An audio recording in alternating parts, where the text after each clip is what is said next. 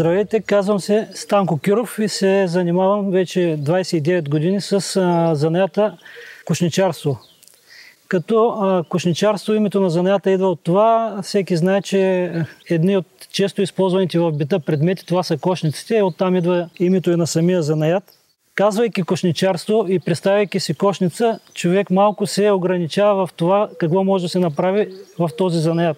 Защото само с тези обикновени пръчки, освен кошници, могат да се правят и много други изделия, които вече е въпрос на виждане на самия майстор, въпрос на идеи, които може той да реализира и да се осъществи, правейки ги от най-обикновени пръчки. Адмирирам инициативата на читалището в град Шипка за тяхните последователни стъпки в това да достигнем до сега, когато вече на практика се осъществява идеята школа по занаяти и на практика вече се виждат резултатите от неуморния им труд, който са положили последните години.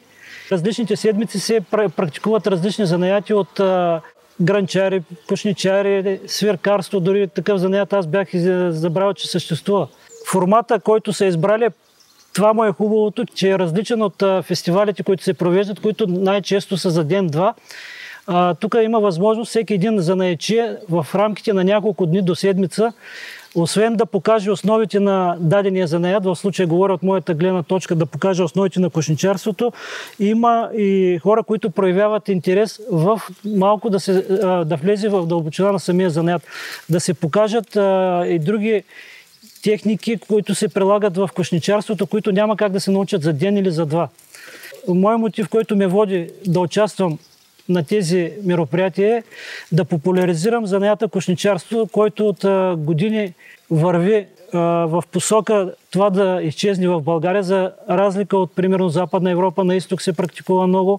В България се практикува професионално не повече от 3 или 4 човека. И моята надежда е, че точно на такива места биха се намерили хора, които биха проявили на първо време интерес към занаята. Впоследствие може би ще опитат и дай Боже да го превърнат в свое професионално занимание. Това е един занаят, който се практикува от хилядолетия. Като имам предвид, че в началото чисто са се изработвали неща за бита и впоследствие вече е достигнало неговото развитие да стигне до това, че да бъде вид изкуство. Искам да кажа, че не бива тези знания, които са трупани хилядолетия, да дойде един момент, когато точно в нашия съвременния живот могат да се загубят и така. Според мен е редно те да бъдат предадени и полагам усилия да го направя това, да го популяризирам и да запаля около мен хора, които да го практикуват. Този занаят, ако не ми доставяше удоволствие, най-вероятно бих прекъснал да го работя. Трябва да се полагат усилия, за да се развие този занаят и да се предаде. Емоциите, с които се зарежда всеки един майстор, му дават сили да вярва, че това ще се случи в времето напреди. Опитал съм се да пресъздам част от работилницата, като съм донесъл няколко изделия. Основната машина в кошничарството, това е основната единствената машина, която прави така, че от тези пръчки да се получават лентичките, с които да плетеме.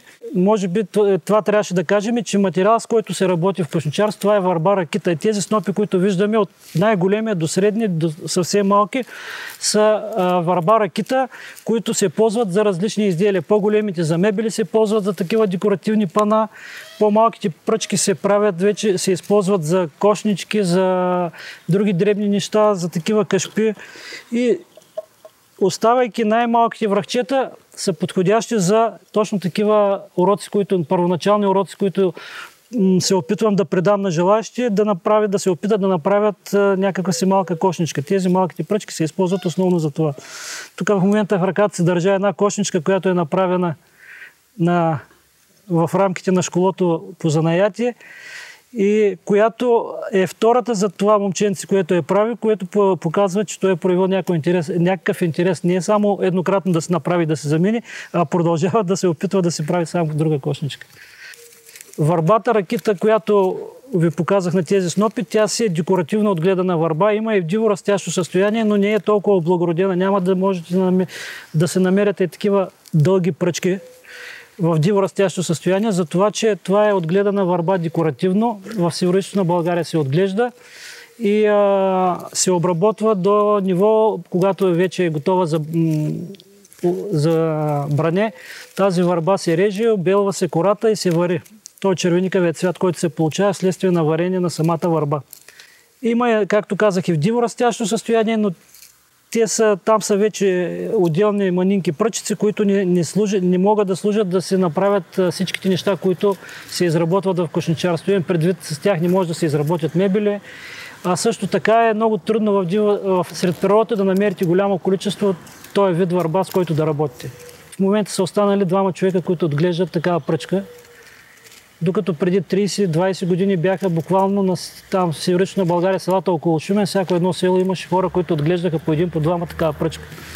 Но се купуваха тонови пръчки, за разлика от сега, когато този единият човек задоволява, може би, всичките кошничари, които работят в България. Както казах, те не са повече от 3-4 човека. Днес е 3-тия ден в рамките на едноседмичния курс по кошничарство. Първите 2 дена минаха доста успешно. Групичките, които аз държа да бъдат по 4 човека преди обяд и след обяд, за да може да се обърне внимание на всеки един от които искат да го питат за занаята кошничарство. За радост, днеска е 3-тия ден. Също имаме попълнени групички. Имаме и няколко човека студенти, които неизменно са 3-та дена и ще останат до края на школото по занаяти, до края на седмицата, които искаме да им благодаря, че след 2-я ден са ми и помощ в обучението с начинаещите. Аз също виждам в тях и нещо друго, че те започнаха да правят неща, които хора от ден-два, които са работили за занаята, трудно биха се опитали да го направят, но те пробваха и се получиха някои интересни неща. Първоначалната нагласа беше, че в рамките на тази седмица ще минат около 20 човека и аз предварително имам заготовки, които подготвям за 20 кошнички. И си представях, че на ден ще минават по 4 човека, максимум 5 и това е... Си пресметнах, че около 20 човека за цялата седмица ще мина. Тези 20 дена ми свършиха буквално на 2-я ден от школото по занаяти, което говорихме за ентусиазма при майсторите. Това допълнително дава този ентусиазъм на самия майстор. Надявам се и тези, които са около него, по същия начин да усещате моята отдаденост към това, което искам да им предам и на тях. С студентите, които са покрай мене 3-та дена, с нощи до късно вечерта подготвяхме новите заготовки за следващите дни. Надявам се те вече да ми стигнат, но не обещавам поради интереса, който виждам, че има към този занаят, поне в рамките на школото по занаяти.